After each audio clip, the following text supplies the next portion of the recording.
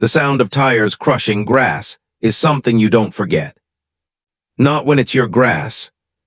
Not when you've spent years making it perfect. And definitely not when it happens again and again and again.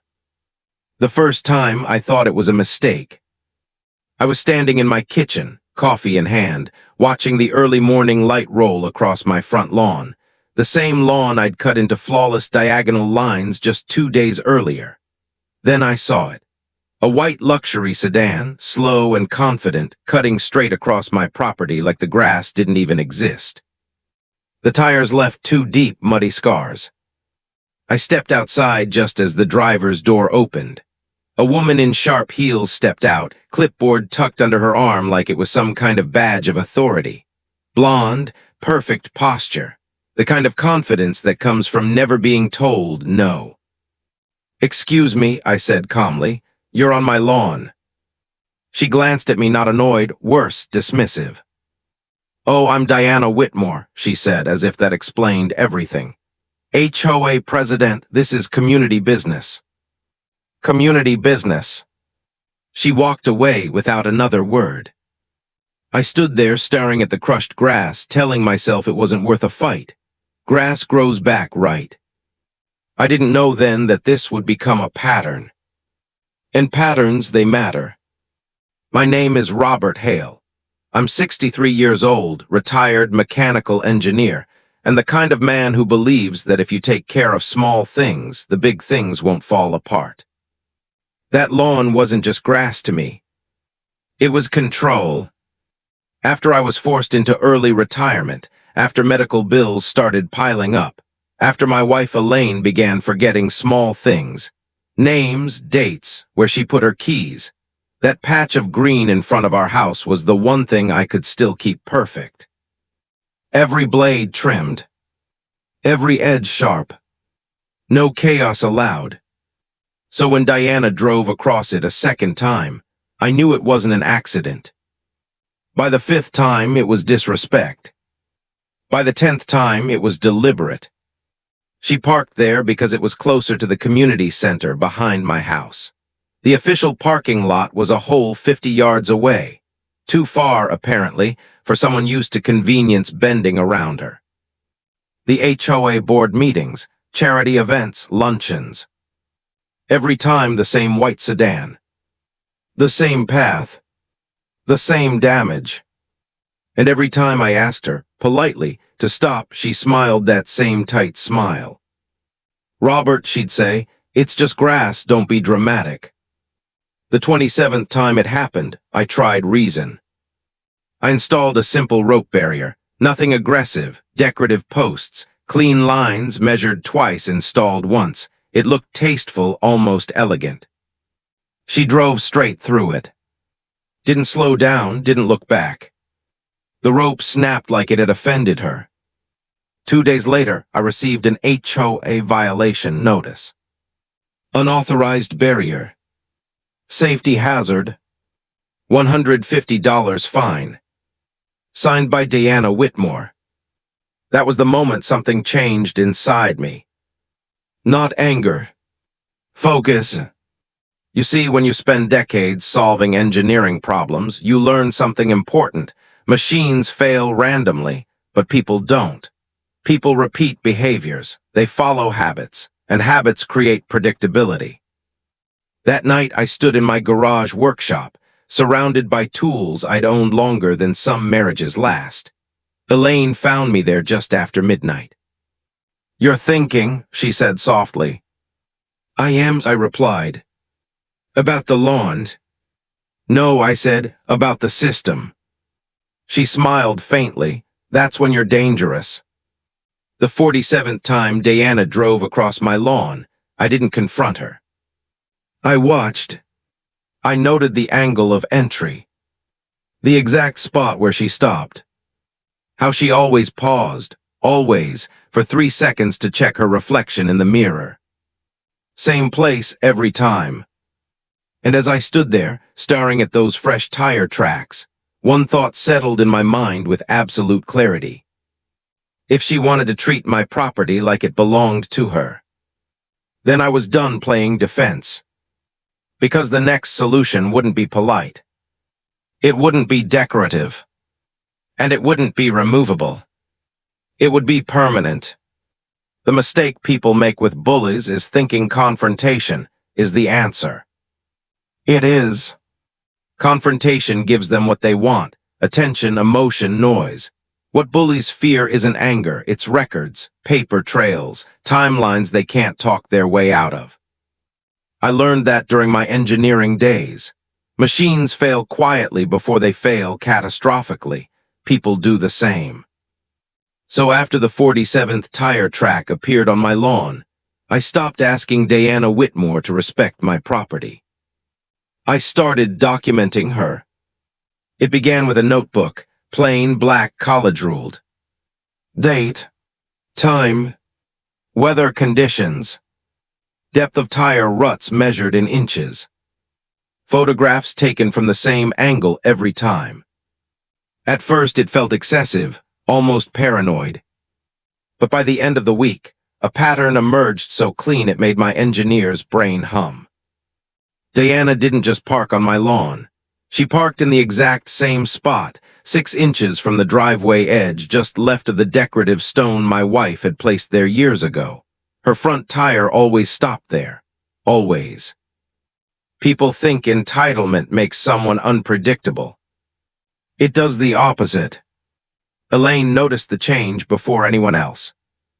"You're calmer," she said one morning as she watched me replace a sprinkler head crushed by Diana's car. "That's because this isn't emotional anymore," I told her. "It's mechanical." She nodded slowly. "Just promise me you won't do anything that gets you arrested." I smiled. "I design systems, I don't break laws. At least not directly." My second attempt at reason involved signs. Bright yellow, professionally printed. "Private property, no vehicle access, violators will be towed." I researched the exact wording, called the non-emergency police line, verified my rights, installed them perfectly along her preferred route. There was no ambiguity, no confusion, no excuse. Diana flattened them like speed bumps. This time she brought catering trucks with her. I watched 3 commercial vehicles follow her across my lawn, their combined weight turning 2 years of careful maintenance into a muddy construction site. Underground sprinklers snapped, soil compacted, roots torn clean out of the ground. The smell of diesel hung in the air long after they parked. That afternoon, another envelope arrived. This one charged me for damages to the community center landscaping. $847 for damage her trucks caused while trespassing on my property. I laughed, not because it was funny, because it was audacious. That night I called my neighbor, Mark Jensen, retired insurance adjuster, sharp eyes, sharper memory. "You saw the trucks, didn't you?" I asked. "Every second," he said. "Got it on camera too, front and back angles." I closed my eyes. Perfect. The next morning, I filed an insurance claim. Then I filed a records request with the county clerk for HOA bylaws, maintenance logs, financial disclosures. Nothing fancy, nothing aggressive. Just curiosity. 2 days later, something interesting happened. Diana filed a counterclaim. According to her statement, she'd been forced onto my lawn to avoid a pedestrian. The signs, she said, created a traffic hazard. The problem? Her timestamps didn't match reality. Her claim said 2:15 p.m. Mark's security footage showed the catering trucks already on my lawn at 2:10. Engineers love bad math. Bad math is how systems expose themselves. Then came the letter that changed everything. It wasn't a request. It wasn't a discussion. It was a notice. The HOA had officially designated my front lawn as auxiliary parking for an upcoming charity gala. Not asked. Assigned. They even cited an emergency provision that, when I checked, had absolutely nothing to do with parking. Elaine read the notice twice, her hands trembling slightly. "They can't do this," she said. "They can," I replied, "but they shouldn't. And that difference matters." Saturday arrived bright and cruel. 53 cars rolled across my property. Luxury sedans, SUVs, even the mayor's wife's electric vehicle. Valets smiled as they directed traffic onto my destroyed lawn, like it was a favor I'd volunteered for. A newspaper photographer arrived just in time to capture it all. Smiling guests, champagne glasses, and in the background, my property being sacrificed for community spirit. I stood in my workshop, gripping a wrench I'd owned for 30 years, and finally understood something important. This wasn't about grass. It wasn't even about power. It was about money. And Diana wasn't just careless. She was confident. Confident enough to believe she'd never be challenged. Confident enough to believe no one was paying attention. She was wrong, because while she was throwing galas, I was building a case. And in systems like this, cases always end the same way. With a failure point. The moment you realize something isn't random. You stop reacting and start tracing. I spent most of my career fixing broken systems, assembly lines, production failures, machines that almost worked but hit a flaw deep inside their design, and every time the answer was the same. Follow the flow. Materials, energy, data. Money.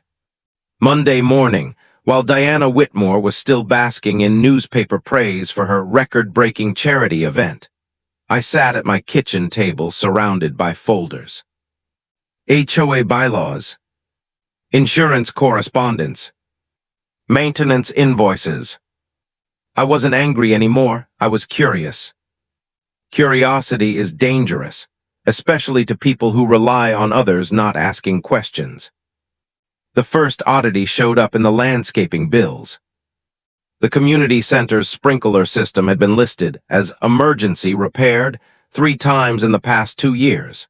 Each repair was expensive. Each invoice claimed extensive damage caused by event-related traffic. Except I'd watched those sprinklers leak for months without being touched. That's when I called Lucas Bennett. Lucas was my neighbor's son, a journalism student with a bad habit of digging too deep. The kind of kid who fact-checked his professors and actually enjoyed public records requests. "You want a real story?" I asked him. "Not gossip, not drama, something real." He was at my house within the hour.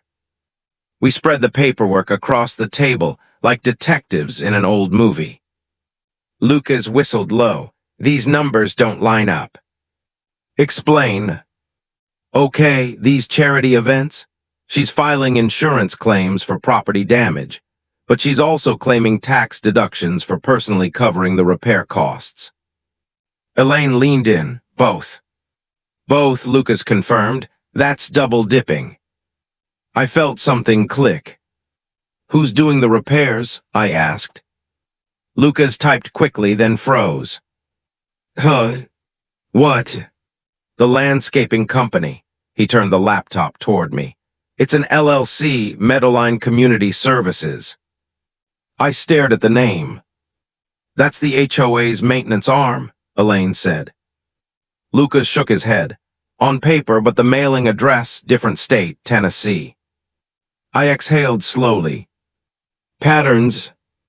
By Tuesday afternoon, Lucas had dug deeper. The LLC paid most of its contracts to one company, same surname as Diana's. Same phone number listed under a personal account. "Family?" Elaine asked. "Cousin," Lucas said, "and the company never worked in this county, not once." My hands tightened around my coffee mug. For 3 years, Diana had been destroying private property, filing insurance claims, collecting tax benefits, and routing the money back through family. It wasn't incompetence. It was design. Wednesday brought the confirmation. Lucas called me from the courthouse, his voice tight. "Robert, this isn't just HOA nonsense." I sat down. "How bad?"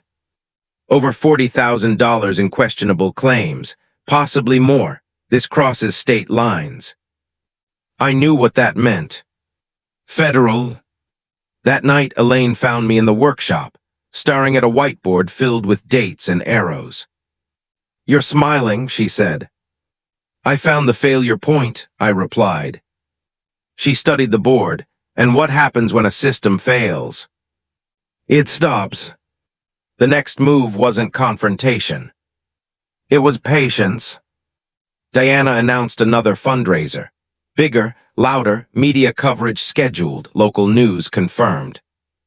She even sent a letter, polite this time, suggesting I participate in the story, frame it as community cooperation. She wanted me on camera. She wanted my consent recorded. She wanted proof that I'd agreed. I nodded and smiled when she came to my door. "I'll think about it," I said. She left confident. She shouldn't have been. That evening, Lucas came back with more news. "The IRS flagged her 6 months ago," he said quietly. "Your case just gave them a pattern." I leaned back in my chair. "So I'm not alone." "No," he said, "you're the example." I stepped onto my porch as the sun dipped low over the neighborhood. My lawn was still scarred, still broken. But I wasn't helpless anymore. Diana thought she was untouchable because she controlled the HOA. She didn't realize she'd built her entire operation on something far more fragile. Paper. And paper burns. I walked back into my workshop, past the tools I'd trusted my whole life. That's when I saw it. A can on the shelf. $5. Expanding foam. I picked it up, turning it in my hands, reading the label slowly. Expands on contact, hardens fast, bonds to rubber. Elaine appeared behind me. "Oh no," she said softly. I smiled. "Oh yes." Because the best solutions aren't loud. They're precise. And Diana Whitmore had parked in the same place long enough for me to measure it down to the inch. People think traps are about force. They're not. Real traps are about timing. You don't rush them. You don't announce them. You wait until the target walks into the exact spot they've chosen for themselves. Diana Whitmore had been choosing that spot for months. I didn't buy the expanding foam right away. First, I tested. Engineers don't trust assumptions. They verify them. I bought 3 different brands. Cheap, mid-range, professional grade. Back in my workshop, I ran controlled experiments like I used to during product testing. Expansion rate. Cure time. Bond strength to rubber. Elaine watched from a folding chair, arms crossed. "You're enjoying this," she said. "I'm being careful," I replied. The winner was clear. One can expanded faster, hardened stronger, and stayed exactly where it was forced to go. Reliable, predictable. Just like Diana. Next came placement. I didn't guess. I measured. I reviewed Mark Jensen's security footage frame by frame, mapping tire placement across 5 separate events. Same angle, same stop point, always 6 inches from the driveway edge. Muscle memory. I marked the location with a small flag, then waited a week. She parked there again. Perfect. But a trap without witnesses is just revenge. And I wasn't interested in revenge. I was interested in proof. So I widened the net. Neighbors came quietly, one at a time. The Hendersons. The Patels. A couple who'd moved away and still carried photos of their destroyed garden beds. Every story matched. Same events, same damage, same silence from the HOA. By Sunday night, We had 7 families and 2 security camera systems pointed at my lawn. Elaine called it the coalition. I called it redundancy. Then came the letter. A cease and desist from Diana's lawyer. Accusations of harassment, surveillance, intimidation. I laughed when I read it. Threats are admissions disguised as confidence.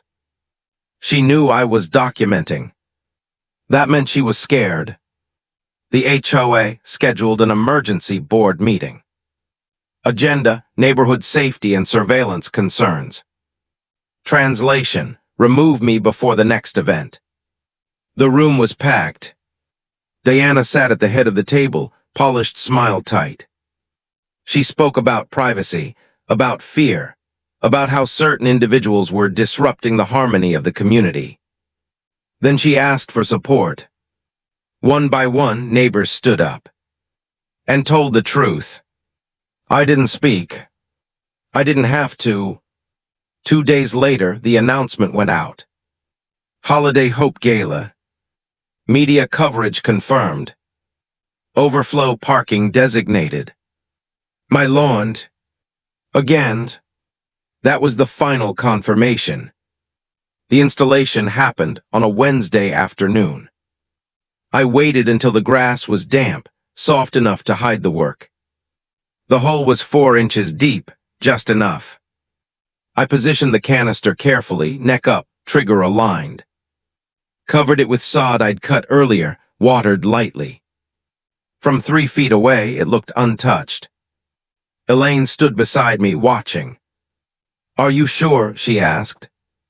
I nodded. Physics doesn't lie. Friday brought the final move. A call from Lucas. They're sending a reporter early, he said. Live arrival shots. I smiled. Perfect. Because when systems fail, the best thing you can have is documentation. And cameras. Saturday evening arrived cool and clear. Lights strung between trees, music playing, valets smiling. Cars rolled in one after another. Across my lawn. Exactly as planned. Elaine squeezed my hand as we watched from the workshop window. Whatever happens, she said, I'm proud of you. I checked my watch. 5:43 p.m. Right on schedule. The engine sound was unmistakable. Diana's car. White polished, confident. She approached the lawn like she always did, slow, deliberate, unquestioning. Cameras turned. People watched. She followed her path. The path she'd carved herself. 5:45 p.m. Her front tire rolled over the hidden canister. For half a second, nothing happened. Then the ground erupted. Yellow foam surged upward, expanding fast, crawling around the tire like it had been waiting its whole life for this moment. Diana slammed the brakes. Too late. The foam hardened, locking her wheel in place. Her door flew open. What is this? She screamed. I stepped outside. Calm. Measured. Physics, I said. And the cameras caught everything. For a moment, nobody moved. Not the guests. Not the valets. Not the reporter holding a microphone mid-sentence. All eyes were locked on Diana Whitmore's white sedan, now permanently welded to my lawn by a bright yellow mass of expanding foam that continued to harden by the second. The silence lasted just long enough for reality to settle in. Then chaos erupted. What did you do to my car? Diana screamed, her heels sinking slightly into the soft ground as she marched toward me. I didn't raise my voice. Didn't point. Didn't even step closer. I simply stood there, hands relaxed at my sides, aware of every camera lens aimed directly at my face. 1 can of expanding foam, I said calmly. $5 bought legally, installed on my private property. The reporter's eyes widened. The cameraman zoomed in.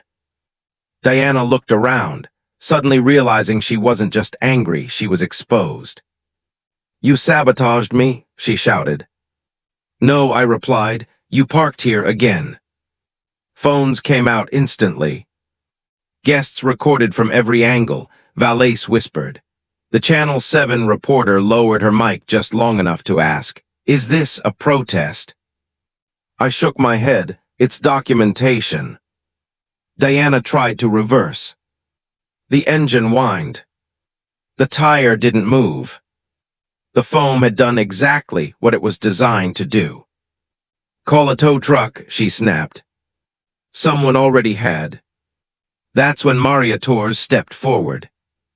Plain clothes, calm posture. "Diana Whitmore?" she asked. "Yes, who are you?" Diana barked. Maria reached into her purse and flashed a badge. "Federal prosecutor." The word federal landed harder than the foam. Diana's face drained of color. Behind Maria, another man stepped up, badge visible. IRS criminal investigation. Cameras zoomed. The reporter stopped pretending this was a charity story.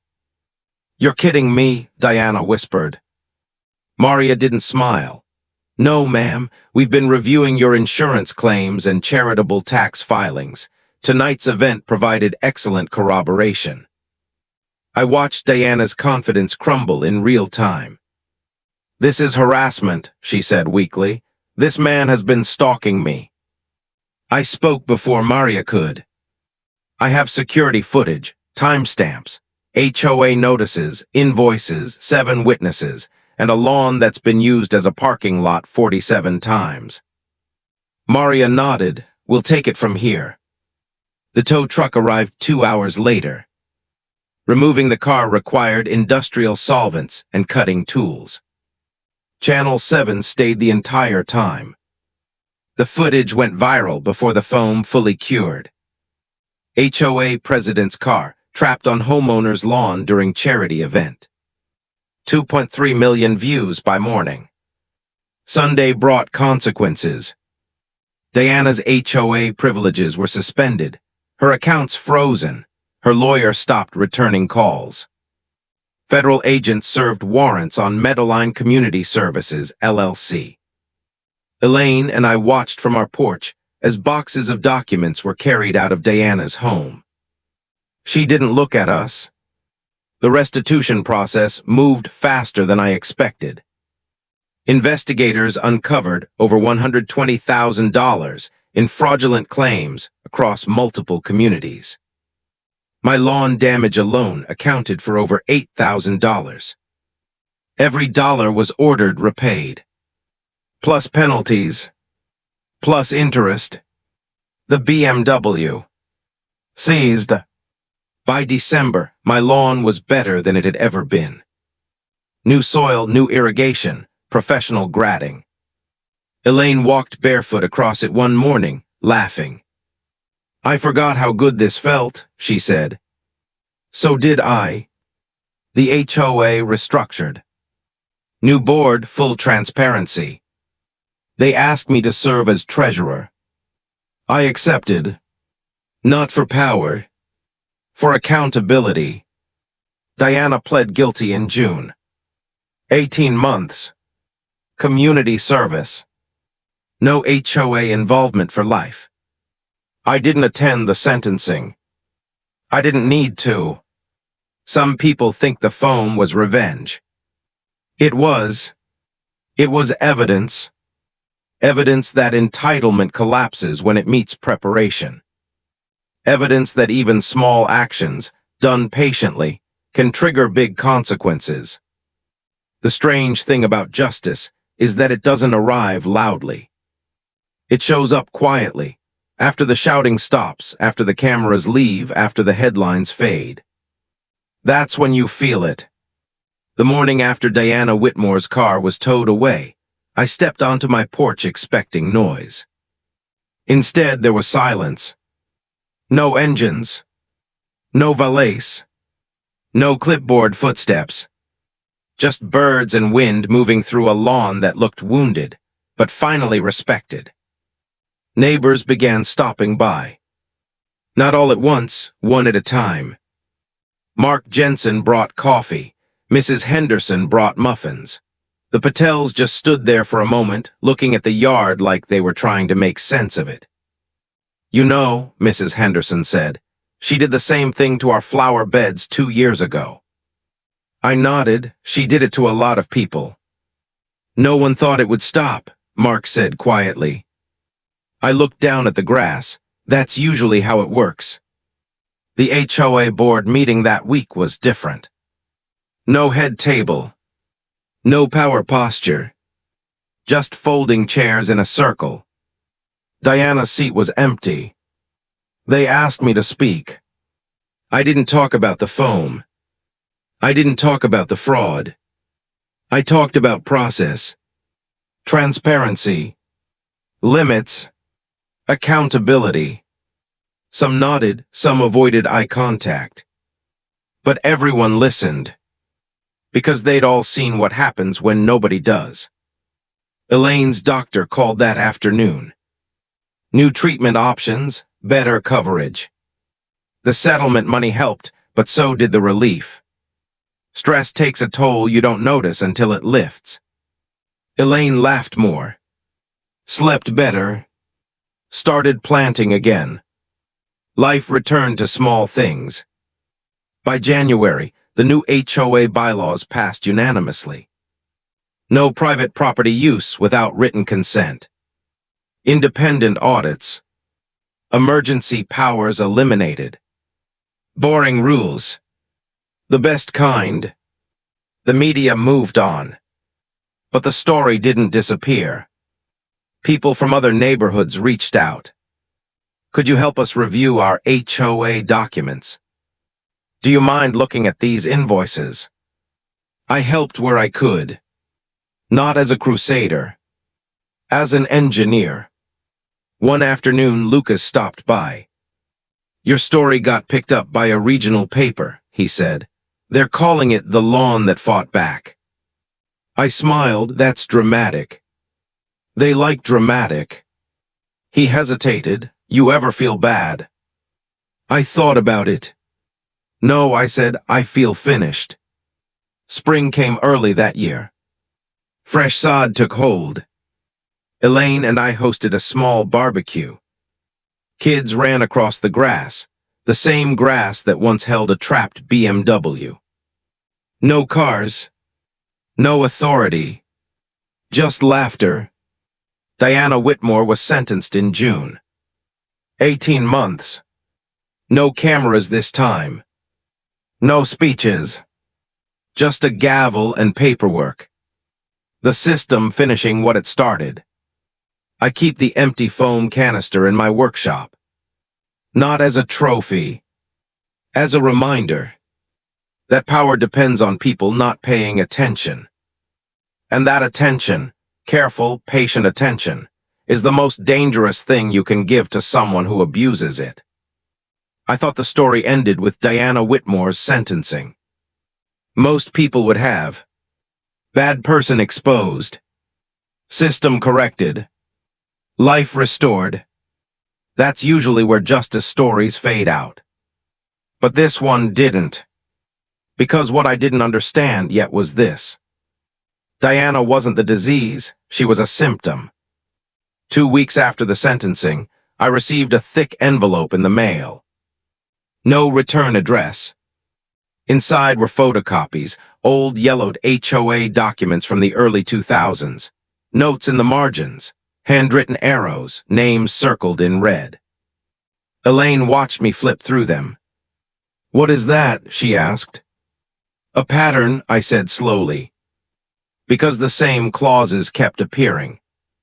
Emergency authority loopholes. Vague property use language. Maintenance exceptions with no oversight. Different neighborhoods. Different years. Same legal structure. Lucas came over that evening. He didn't sit down. "You need to see this," he said, opening his laptop. A spreadsheet filled the screen. Rows of HOAs. Columns of insurance payouts. highlighted anomalies.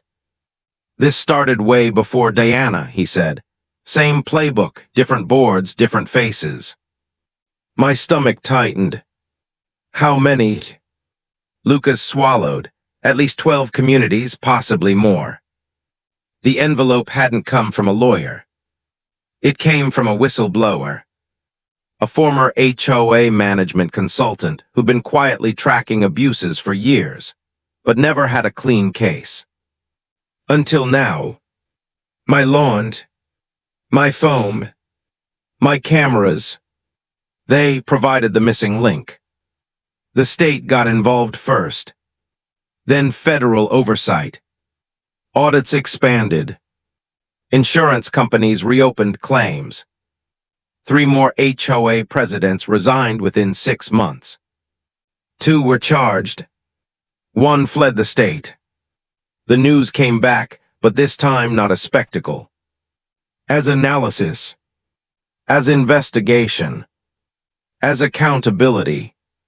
A hidden HOA industry problem comes to light. My name was barely mentioned. I preferred it that way. The consultant called me once. Voice shaken. You did what none of us could, he said. You created undeniable proof. I didn't mean to, I replied. That's why it worked. Elaine noticed the change before I did. You walk lighter, she said one morning. I think I finally stopped bracing, I admitted. Because when you stand up once and the world responds, you don't feel small anymore. By fall, I was invited to speak, not on television, but in rooms full of people holding binders. City councils, housing committees, policy groups. I didn't lecture.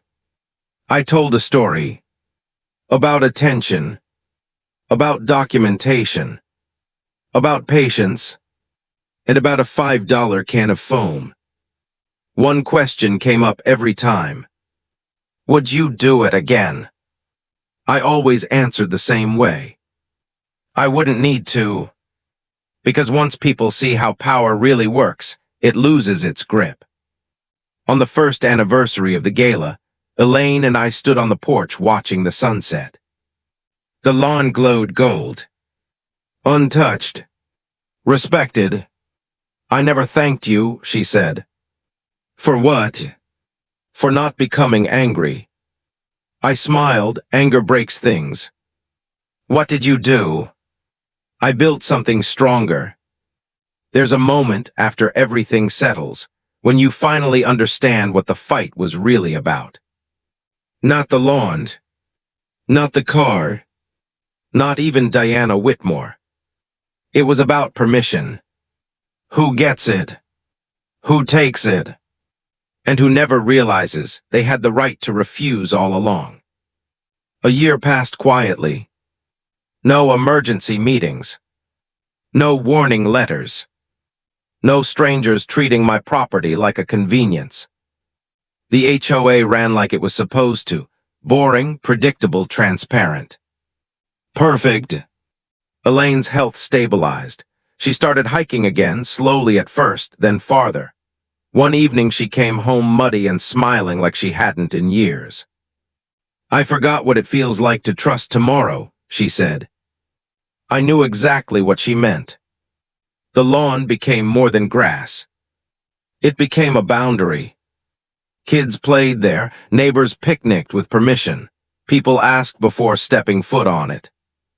Respect returned, not because of rules, but because of memory. Everyone remembered what happened the last time someone ignored it. I was offered a permanent advisory role at the county level. I declined. Instead, I volunteered with a small homeowner advocacy group. Quiet work, paperwork, helping people understand contracts before they sign them. Prevention beats cleanup. One afternoon, Lucas stopped by with a printed article. No photos, no headline drama. Just a line buried near the end. Policy revisions modeled after a private citizen's documentation case have now been adopted statewide. I folded the paper carefully. That was enough. The foam canister is still on my shelf. Empty. Dented. I don't show it to guests. It isn't a trophy. It's a reminder that you don't need power to change a system. You need patience. You need proof. And you need the courage to stop stepping aside when someone assumes you always will. Sometimes people ask if I regret how it happened. I don't, because I didn't escalate. I didn't threaten. I didn't break the law. I simply stopped absorbing someone else's abuse. And the moment I did, the system corrected itself. On the anniversary of the gala, Elaine and I planted a tree at the edge of the lawn. A maple, strong roots, bright leaves. As we packed the soil around it, she squeezed my hand. "This is where it ended," she said. I shook my head. "This is where it started." If you're listening to this, and you've ever been pushed around by someone hiding behind a title, if you've ever been told that's just how it is, while your boundaries disappeared, remember this: authority without accountability is fragile. And even the smallest action, done carefully, legally, and with intention, can expose something much bigger. So here's my question to you. If this story made you feel something, if you've lived through your own HOA nightmare, if you believe quiet people shouldn't be underestimated, tap like so this story reaches others. Comment with your experience, I read them. Subscribe for more real stories where power meets consequences. Because sometimes the last line isn't written by the loudest voice. It's written by the one who finally refuses to move.